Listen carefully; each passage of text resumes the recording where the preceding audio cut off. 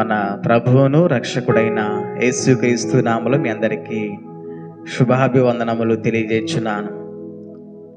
మరి ఉదయకాల సమయంలో వాక్యమును జ్ఞాపకం చేసుకుందాం. యెషయా గ్రంథము 26వ అధ్యాయము 3వ వచనం చదువుకుందాం. ఎవని మనస్సు నీ మీద ఆనుకొనునో వానిని నీవు పూర్ణ శాంతి గలవానిగా కాపాడదువు.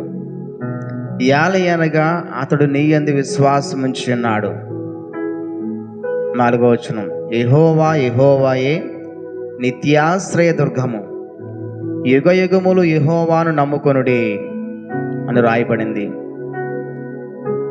ఎవని మనస్సు అయితే దేవుడి మీద ఆనుకుంటుందో వాని దేవుడు ఏమిస్తాడంట?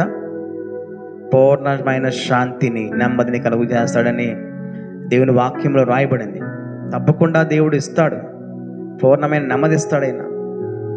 ఎందుకంటే ఆయన మీద ఆనుకున్న వారిని ఆయన ఎన్నడూ విడిచిపెట్టడు.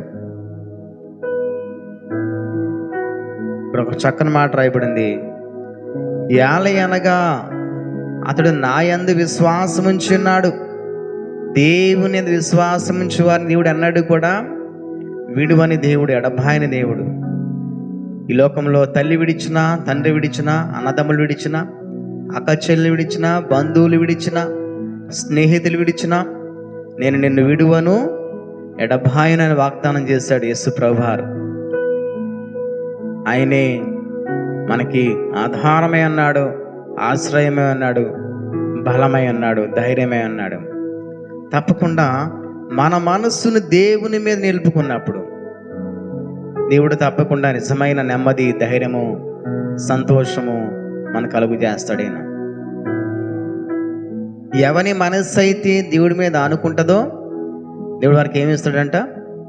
పూర్ణ శాంతిని, నెమ్మదిని ఇస్తాడని దేవునికి వాక్యంలో రాయబడింది. మనం పూర్తిగా పూర్ణమైన విశ్వాసంతో, నీ పూర్ణ హృదయముతోను, నీ పూర్ణ ఆత్మతోను, నీ పూర్ణ వివేకముతోను దేవుడిని యెహోవాను నీవు సేవింపవలను అని రాయబడినట్టుగా తప్పకుండా మనం పూర్ణమైన హృదయంతో దేవుని సేవిందాం, ఆయన గణపరుద్దాం. అట్టి కృపదేవుడు మనకు అందరికీ కూడా ఈ లోకంలో దయచేయునుగాక. ఆమేన్, ఆమేన్. చిన్న ప్రార్థన. మహాగణుడా మీకు స్తోత్రములు, రక్షకుడా మీకే వందనాలు. పూర్ణమైన శాంతిని, నెమ్మదిని కలుగు చేయవాడా మీకే స్తోత్రములు, వందనాలు. మీరే ఘనత, మహిమ, ప్రభావాలు ప్రతి ఒక్కరి ద్వారా పొందుకోవాలి. యేసు నామములో అడుగుచున్నాం తండ్రి, ఆమేన్.